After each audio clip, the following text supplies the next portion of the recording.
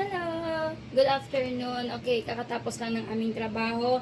Ngayon po ay samahan niyo po si Madam Ashley. Gagawa po tayo ng mangga na may sago. Yan. Minatamis po. Dahil ito po ay request ng ating mga kasama. At ito po ay ambagan namin. Yan, ambagan namin. Alam niyo naman guys na pag may mga cravings kami na magkakasama kami, ambagan kami talaga para mas marami. Yan. Ambagan kami dito guys kasi lahat ng cravings talaga, lahat sinusulit namin talaga. Ngayon, ako lang tagagawa. Gagawin natin to, ipiprepare na natin. Meron po tayo dito. Tada! Yan. Gulaman na dilaw. Jelly na dilaw. Meron tayong mangga. At meron tayo, syempre hindi mawawala yung sago natin. Yan, sago. Yan. Okay, sago. Then, meron tayong dalawang condense. Yan. Without a name. Ilalagay. Yan, dito natin siya ilalagay. Okay, first, unahin ko muna itong mga gulaman. Lagayatin natin ito ng maliliit na box.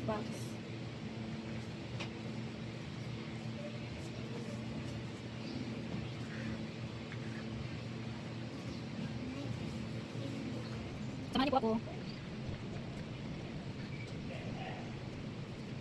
Meron pa din. Sabi ko ako sa pag-vlogs pero pag tinanong ko lahat ng dito is mahapos siya. Mas maganda may gawa ka ng vlogs. So, interview ka kami yun. Meron pala lang yung video na sa mga. Sabi natin dito.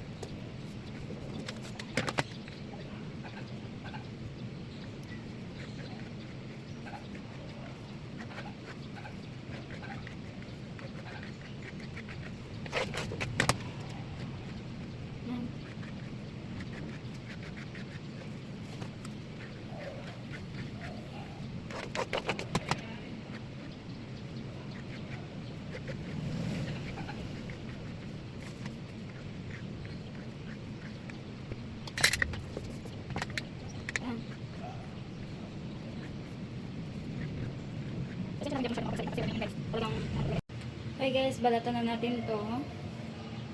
Yung sa mangga. Binabalatan ko pa yung mangga. Yan, binabalatan ko pa yung mangga.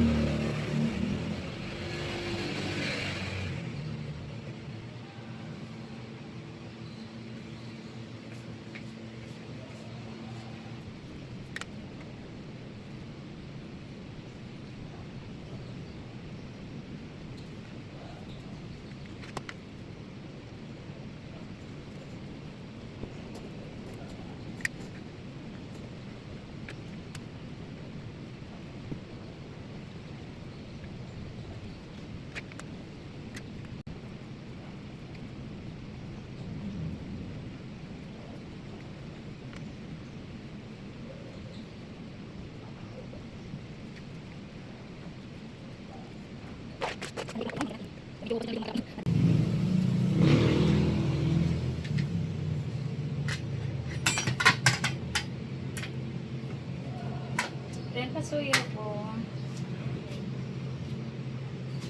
Yan, tapos na tayo dito. At ito na siya. Next, ilagay na natin ito. Kaya niya ko no. Sando. Kaya nilagay na natin yung sago. Yan. Next, lagay na rin natin ito. Ay, hindi yung yan, lagay na natin yung mga gatas.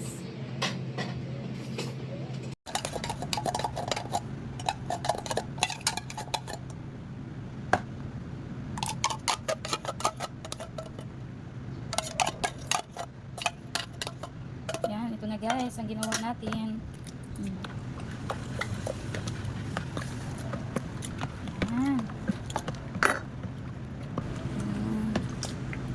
Ito na siya guys.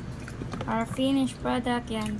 Bali, ilalagay na lang natin siya sa medyo maliit siguro na lagayan. Then, lagay na natin sa freezer. Titikman natin.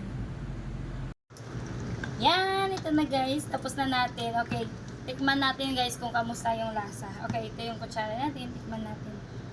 Okay, ito yung siya. Yan, tikman natin.